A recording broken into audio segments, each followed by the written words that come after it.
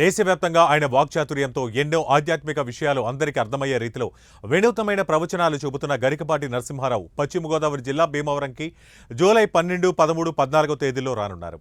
ఆధ్యాత్మికవేత్త స్వర్గీయ బోండా సుబ్బారావు దశమి వర్ధంతిని పురస్కరించుకుని వారి కుమారుడు బోండా వెంకటేశ్వరరావు కుటుంబ సభ్యుల ఆధ్వర్యంలో భీమవరంలోని ఆర్యవైశ్య వర్గ సంఘ భవనం నందు జూలై 12, 13, 14 తేదీల్లో ప్రవచన కిరీటి మహాసహస్రావధాని పద్మశ్రీ డాక్టర్ గరికపాటి నరసింహారావు గారిచే శ్రవణ కుమారుడి కథపై ప్రవచనాల కార్యక్రమం నిర్వహిస్తున్నామని రిటైర్డ్ ప్రిన్సిపల్ దాయన సురేష్ చంద్రజీ తెలిపారు. ఈ సందర్భంగా వారు మాట్లాడుతూ రామాయణంలోని అయోధ్యకాండలో తల్లిదండ్రుల వైశిష్ట్యం, సేవా ఉన్నతికి వివరించి ఈ కథపై అద్భుత ప్రవచనాలు జరుగుతాయని తెలిపారు.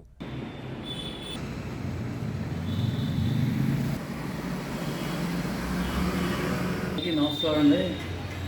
మా నాన్నగారైన శ్రీ బొండా సుబ్బారావు గారు వార్షికోత్సవ సందర్భంగా శ్రీ గరికపాటి నరసింహారావు గారి ఆధ్యాత్మిక ఉపన్యాసాలు జూలై 12, 13, 14 తేదీల్లో త్యాగరాజ భవన్లో ఏర్పాటు చేయడం జరిగింది. కావున భీమవరం రాష్ట్రాలు అందరూ తప్పనిసరిగా వచ్చేసి ప్రోగ్రామ్ని జయప్రదం చేయవచ్చు కోరుతున్నాం.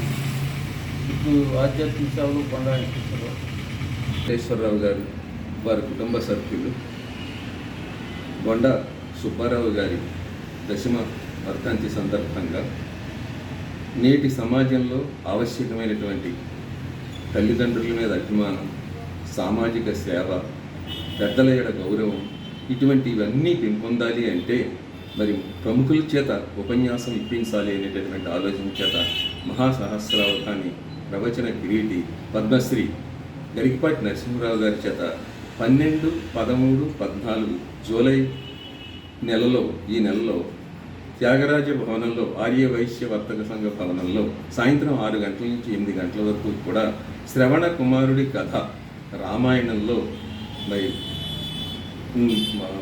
అయోధ్య ఉన్నటువంటి అద్భుతమైనటువంటి కథని అందరికీ కూడా ఆదర్శనీయం కనుక దాన్ని చెప్పించాలి అనేటటువంటి ఆలోచన చేత మరి వారు ఏర్పాటు చేయడం జరిగింది.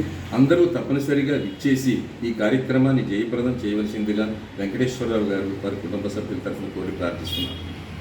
ఆధ్యాత్మికవేత్త భీమవరం వాస్తవ్యులు బొండా వెంకటేశ్వరరావు మరియు వారి కుటుంబ సభ్యుల ఆధ్వర్యంలో ఈ నెల 12, 13, 14 తేదీల్లో భీమవరం ఆర్యవైశ్య వర్తక సంఘ భవనం త్యాగరాజ భవనం నందు మరి బొండా వెంకటేశ్వరరావు గారి తండ్రి గారైనటువంటి బొండా సుబ్బారావు గారి దశమ వర్ధంతి సందర్భంగా ఆధ్యాత్మిక ప్రవచనం ఏర్పాటు చేయడం అయింది.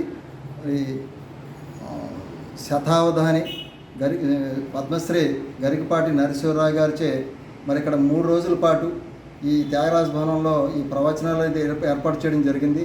మరి ఆధ్యాత్మిక కార్యక్రమానికి భీమవరం పరిసర ప్రాంతాల్లో ఉన్నటువంటి 50 మంది కూడా ఇచ్చేసి మరి ఇక్కడ జరిగేటువంటి ఈ సభను జయప్రదం చేయాలని చెప్పేసి బొండా వెంకటేశ్వరరావు తరఫున అందరికీ ఆహ్వానం తెలియజేయడం జరిగింది.